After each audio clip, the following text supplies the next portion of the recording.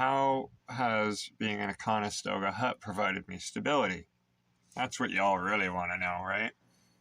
That's the big question.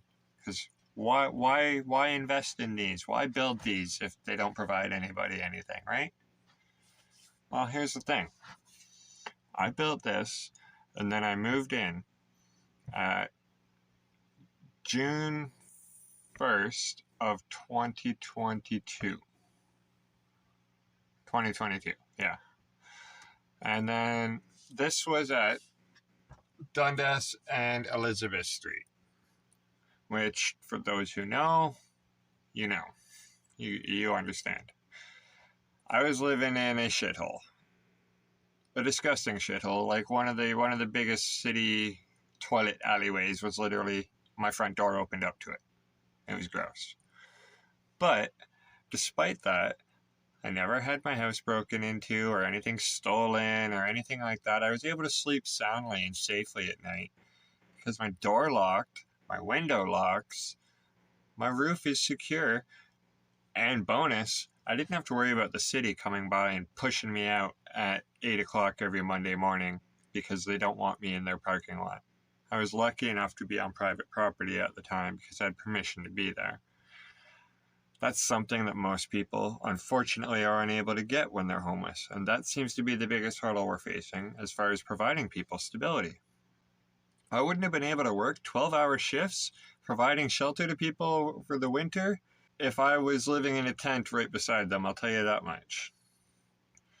I wouldn't have been able to spend all spring and summer working downtown at the soup kitchen if I was having to eat at the soup kitchen because I didn't have somewhere safe to put my food at the end of every month. Or because I couldn't keep a job because I'm living in a tent by the side of the river. Like, if it wasn't for this Conestoga hut, I would not have made it 20 months. I would have been fucked. Absolutely fucked. All because some rich asshole wants to make more money off a house that my family has been living in for 40 years. Because he didn't want to keep the rents low. He wanted to renovate and refinance, was his exact words. So if you ever wonder why those specific phrases pissed me off, that's a really big reason. Watching my 80-year-old grandfather and his wife get kicked out of their home of 40 years because some jackass wants to renovate and refinance, that fucking should not be legal. I don't care what you say.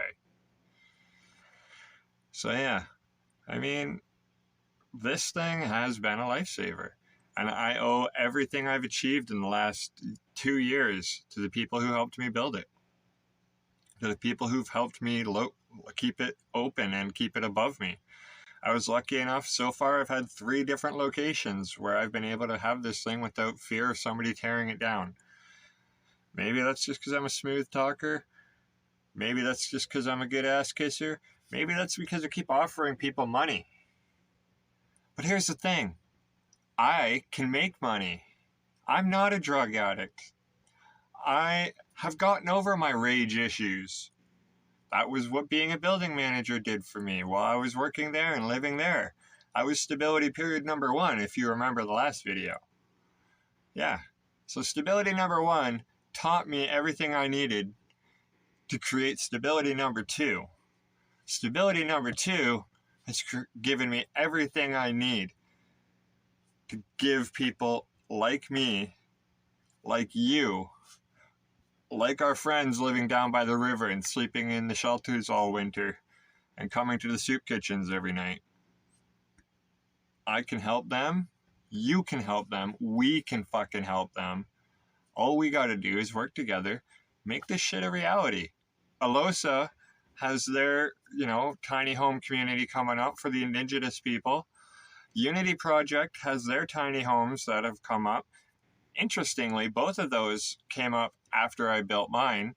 You gotta kind of wonder, hey, this guy did it. I guess maybe now we can do it. If that's what it takes, if me doing this stuff without permission is what it takes for the city to give other people permission to do it, let's fucking go. Fetty strips. I heard a rumor the other day that the city's care points and safe usage sites are now considering educating their staff and adding strips to kits. It's just a rumor.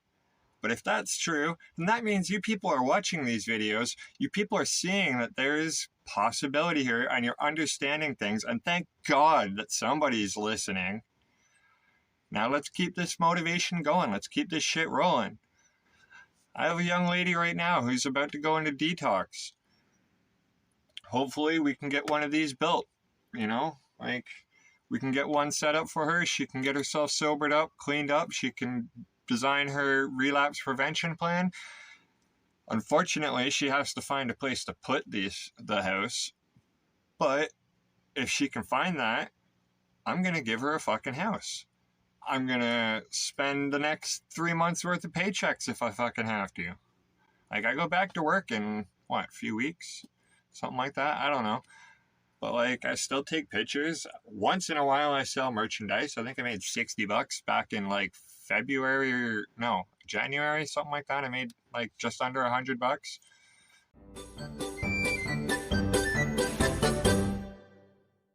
Stability enables people to do better.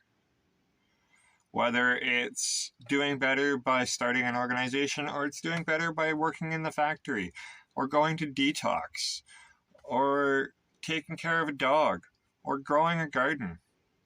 Doing better is always a good thing.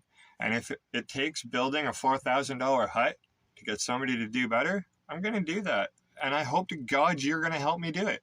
Because it's a lot of work. It's a lot of money for a guy who makes $100 every 4 or 5 months. But it's fucking worth it. And I hope to God the city gets on board and we can come up with a deal. We can get some land. We can get more of these built. I don't need grid connection. We proved that last summer. Stability helped me show that. All I need is land. But, God forbid we give the homeless people a chance, right? God forbid we give addicts a chance, right? No, they're losing their home. They're losing their apartment. They got divorced. They went to jail. They deserve to be fucked. That's just a pathetic way to see existence. And I hope to God the city can do better. Because I don't know how else to argue that this is what needs to happen. People need stabilization, and they're not going to get that in a tent by the river. I'll tell you that much.